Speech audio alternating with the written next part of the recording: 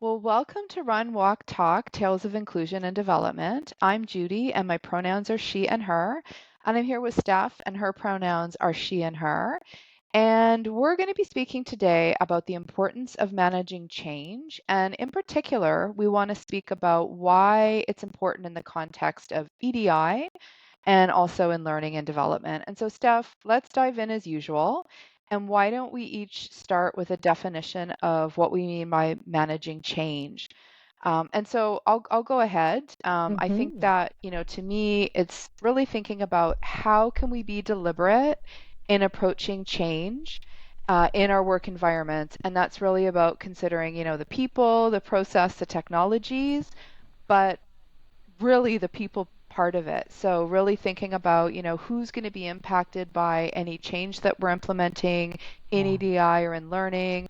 Uh, you know, um, how do we keep them informed? How do we be consultative when we're making decisions? And, also recognizing it doesn't mean everybody's going to like what we do, but Yeah. everybody's informed about what we are about to do. So how about for you? What is your definition of change? Yeah. You know what? I do like the very sort of simple definition in some of my change management courses that honestly talks about going from your current state of something, whatever that is, going Mm-hmm. through a transition period or transition state to that future state. And I really like how you talked about sort of the people, the process, and the technology. All of those sort of three, Mm-hmm. kind of move from that current transition to future state. And I think, you know, um, there are so many variables to managing change because think most people today, um, we get bombarded with things, right? And this feeling of being overwhelmed with change. And so, really focusing on, our people and helping to support them through the change. And there's so many things that we can kind of do to do that. No, absolutely. And I think that's why, for both of us, it's top of mind. We want to be deliberate in thinking Yeah, about the change and how it's going to impact our stakeholders. So yeah, that leads us nicely into our question of change management and influencing, because, change management often involves influencing and aligning the mindsets and behaviors of, both individuals, but we're also thinking about teams as well.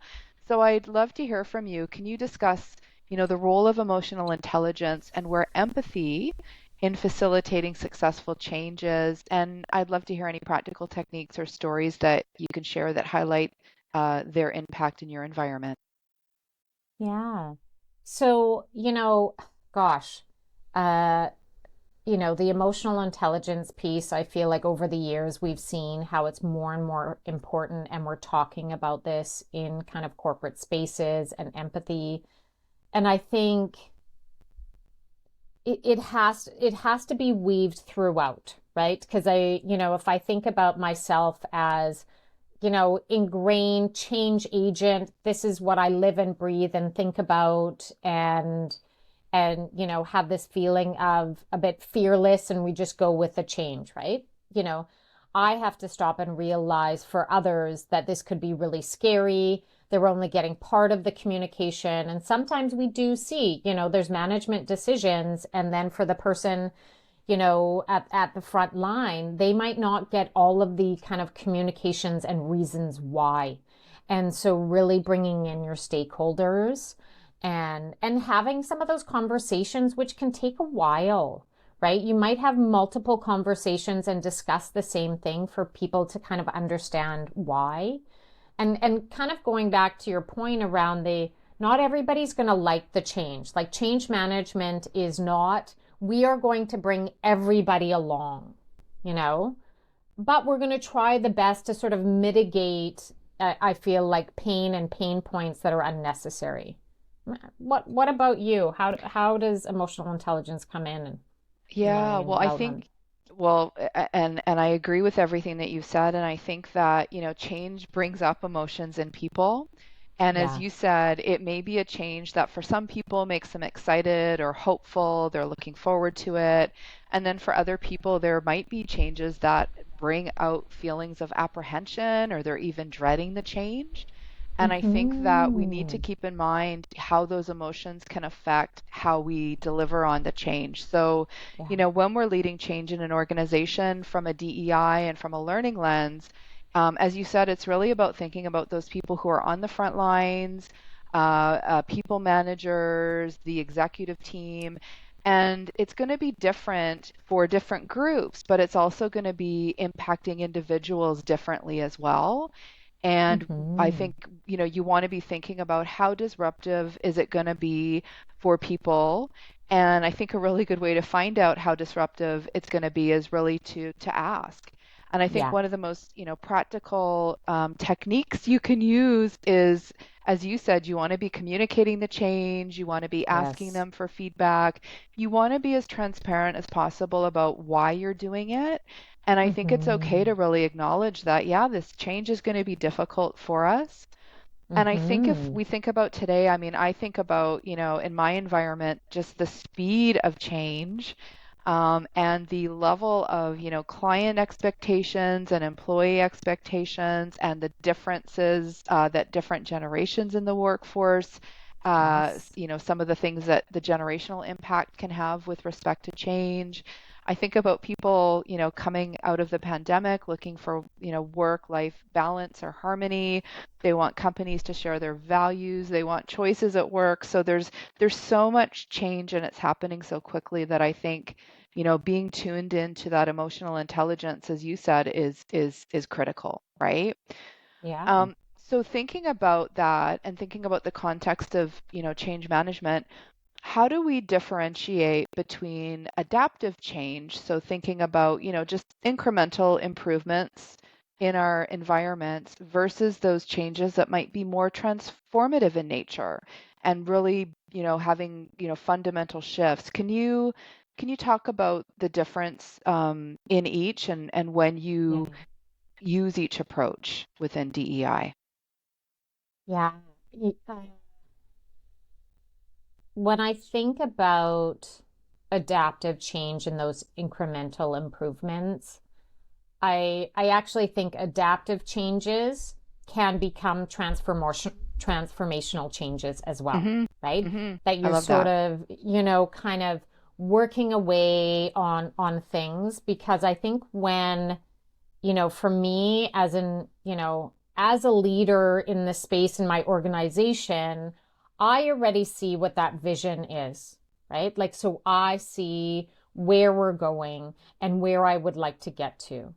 And I do often say, in my organization, I want to get there sooner than probably most other people because I've been working in this space and learning about it, and I want to get there fast. Mm-hmm. Mm-hmm. I have to sort of take a step back and really focus on what are those smaller things that we can do. So then it becomes easier for people to digest, right? It is not just Steph's vision of what's going to happen because Steph can't do it in the organization, right? Steph can't create an inclusive culture by herself. It's everybody that has to kind of, embed EDI or DEI into their work, and thinking about it. And so for me, I have seen sometimes in organizations coming up with a bit of a more kind of, if we call it like a transformational change of like throwing out a big, target or something. It, it can be very hard to the teams who have to then deliver Mm-hmm. if we don't sort of put a lot of resources in place. Mm-hmm. However, I've seen things be more successful when you start small. You start with a lot of the why and that communication you talk about and building out sort of and getting those champions on board. And it's you know what, if you start slower, you can go faster later on instead of Mm-hmm. having this big goal and, very sort of, this is what we're going to do.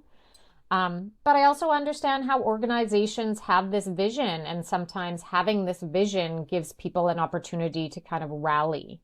Mm-hmm. What Mm-hmm. about you? So I didn't really answer the which is best or not. I will say what is the most sustainable in Mm-hmm. my space working on equity, diversity, and inclusion is these adaptive changes, because Mm-hmm. that's Mm-hmm. really, how we start to make some, movements. And then we can take on bigger things, right? It's like we take on some smaller things that don't feel as scary, and Mm-hmm. then we can take on larger sort of change management. What about you?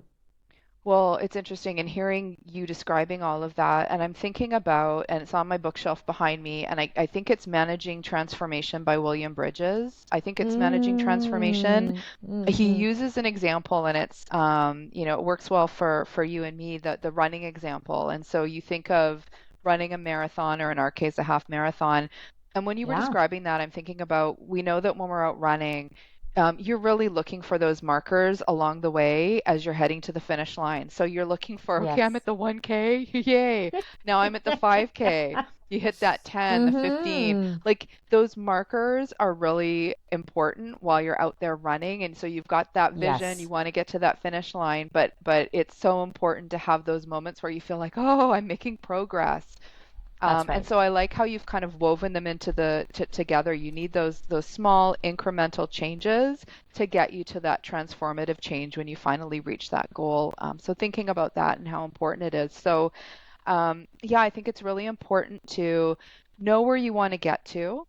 And I think too, and what I love that Bridges talks about in his book, he notes that at any point, people are at different points along the journey of getting to that end goal. And Yeah. so sometimes leaders will have been speaking about and thinking about the change so much that you're just about to cross the finish line and you forget some people are still coming across the start line.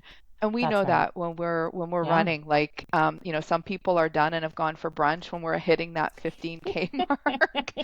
So Yeah. when you were speaking, I was thinking of that visual of Bridges' book. So thank you for Yeah. what you said. Yeah. Yeah. So a question for you specifically as an EDI leader, because you're really playing a crucial role in your organization and driving cultural change. So could you provide an example of a specific initiative where you had EDI principles that were integrated successfully into the organizational culture? And Mhm. what strategies did you use to ensure that it was really adopted by the employees in your organization? Yeah. So this was at my previous organization. We did have a big goal for women in leadership. Hmm. And one of the things that we did was we ran a global allyship program for men, because we knew that we needed to be supporting men, because men were still in, they still are in leadership positions, and we want to make sure that men were on board as allies. And a lot were and supportive, but we wanted to give them the tools so that they could actually take on active sponsorship. And so the way that we went about it was, it became sort of this idea, this draft, getting the executives to buy in. And then we went and talked to the different HR leaders in the different countries to see, would this work? How does this come into play? Because one of the things, that sometimes gets a bit missed is this cultural aspect as well. Right. Hmm. So, Hmm. once we did that, we created the training and the learning so that the men went through the program, and then we would monitor kind of, are they doing active sponsorship? How many people are they sponsoring?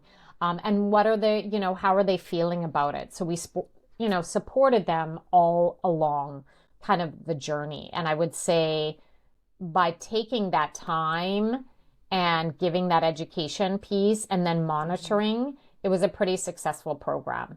Yeah. Well, I love So that you call out that cultural piece because it can be, cultures from office to office or that's cultures right. from province to province or from country to Yeah. country. So an important consideration to be sure. Yeah. So, Judy, you are in the learning and development space 24/7. I know that we talk about continuous learning, how important it is. Hmm. So, let's talk about, how do you balance the need for encouraging a culture of learning with the structured aspects of change management to ensure that employees embrace and adapt to new learning initiatives? Well, that's a big question, and I'm this is a lots of parts yeah. to it. And thinking about encouraging a culture of learning is really what keeps me up at night because, I know Mm-hmm. that continuous learning is critical. Mm-hmm. And again, if I think Mm-hmm. about just the speed of change, the speed of Mm-hmm. technological advancements, I'm thinking a lot about generative AI and ChatGPT and the Mm-hmm. impact that it's going to have in L&D. And, I think about the focus on skills-based workplaces. So there's Mm-hmm. a whole bunch of things that I'm thinking about, and I think with respect to building a continuous learning culture, what I have to remember is, not everyone embraces continuous learning in the same way. And there will be some people within an organization who will be continuous learners, right? So they will be Yeah. taking classes, they will be reading, they will be inclined to keep developing and grow their skill sets. And then what's also on my mind is that there's other peoples who want to go to work, do what they need to do to get their job done that day and then go home. And so I'm aware of that. And I'm also thinking about with the workplace being so busy for people, and you touched on this earlier, we've all got these competing priorities and tasks. We're That's right. bombarded with messages throughout the day. And the last thing that I would want is for people to feel like, oh my gosh, now I've got to go take a course or, Right. learn Yeah. something new. It's just one more thing to do on my tasks list. So I think that there is a really nice way that those of us in L&D, we can really bring change management into our approach. And so I'm thinking about, we spoke about communication and having Mm. feedback loops. So really taking a consultative approach to find out from people, what are their pain points in the day, and really find out from them, what are the skills that are necessary for them to get the job done and what are the best ways for them to learn and how do they like to receive information, and really engage with people and empower them to own their own learning. I think there's also though and this goes to change and thinking of stakeholder engagement and stakeholder management. There's a real place for leadership and a real role for leadership to play, whether it's, at the C level, director level, management level, anybody who is a people manager. We really want to work closely with those leaders so that we can understand from them what are the skills that you need your team members to have, where might there be skills gaps, and then how can we work with you to make sure that your team gets the skills that they need. You said something earlier where you said, you want to embed EDI within the entire organization. And I think that is so true. And I think that that's also critical. We want to embed learning in the organization. Yeah. It's not, just that the Yeah. L&D team works on things That's and right. ta-da, magically things That's right. happen. I think putting too much weight on training to make changes happen is Yes. is is wrong. And I think Mm-hmm. that in the same way, when we do have learning happening throughout the organization, we want everybody within the organization to be embracing it and to be part of the learning. Yeah. So, all this to Yeah. say, I think that we want to make sure that we have sponsors who are embracing the learning, they understand the learning that needs to happen, and that they're involved and they know that their role is driving and making sure that their team members embrace the learning within the organization. Sounds like that was your key takeaway. Was that From some of your key takeaways you're thinking of today's conversation? Yeah, well, I'm just thinking of, I think yes, I think it's Yeah. embedding change management. I think Yeah. it's embedding learning, and I think that there's a real, we need to make sure that if it's change, if it's learning, if it's EDI, that we're helping people understand that we're not standalone entities rather within the organization. Yeah. Everybody has a role to play in driving change. Everybody has a role to play in EDI. Everybody's got a role to play in learning. How about for Yeah. you for your takeaway? Yeah. So the one big takeaway that that you talked about is that feedback loop. And I Hmm. think, what, that sometimes is missed in the sense of closing the loop. You get the feedback, you go Mm. and do some work to incorporate the changes, but you might forget to come back and communicate. So that was sort of the one kind of piece as you're talking about the feedback loop Mm-hmm. that, that I'm going to take away and really, make sure to think about because I've seen myself get some feedback, go do some things, and we move on. And Mm-hmm. then, the other person is like, did it happen? Did it not? Mm. And so really taking the time. So we're a little bit over today. This was a great conversation. As always, thanks so much for joining us, and we'll see you next time.